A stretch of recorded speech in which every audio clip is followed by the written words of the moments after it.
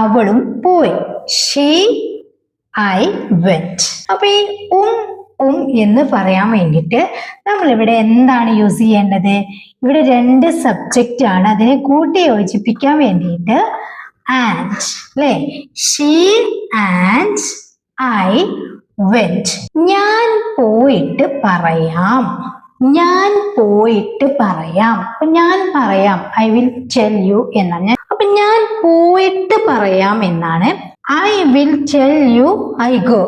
ഇവിടെ ഒരു എന്ന് പറഞ്ഞിട്ടുണ്ടല്ലോ. അപ്പൊ ഞാൻ പോയിട്ട്, ഈ എന്ന് പറയാൻ വേണ്ടിയിട്ട് നമ്മൾ എന്താണ് ഇംഗ്ലീഷിൽ ഒരു കൺജക്ഷൻ നമുക്ക് യൂസ് ചെയ്യണം. അത് ഏതാണ്? അതായത് ഞാൻ പോയിട്ട് പറയാം എന്ന് പറഞ്ഞു കഴിഞ്ഞാൽ ഞാൻ പോയതിന് ശേഷം എന്നുള്ള ഒരു മീനിങ് ആണല്ലോ വരുന്നത്. അപ്പോ I will tell you after, അല്ലേ? After I go. I will tell you after I go. അപ്പൊ നമുക്കിത് നിസ്സാരമാണ് നമ്മുടെ മലയാള സെന്റൻസിലെ. ഞാൻ പോയിട്ട്, ഈ എന്നുള്ളത് മാത്രമാണ് നമുക്ക് കിട്ടാനുള്ളത്, ബാക്കിയൊക്കെ ഇവിടെ തന്നിട്ടുണ്ട്.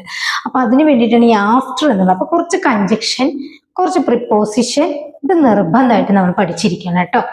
അതുപോലെ തന്നെ അവൻ അമ്മയുടെ കൂടെ പോയി. അവൻ പോയി, ഹി വെന്റ് ആണ്. അമ്മയുടെ കൂടെ എന്ന് പറയുന്നുണ്ട്. അപ്പോൾ അവൻ അവന്റെ അമ്മയുടെ കൂടെ പോയി.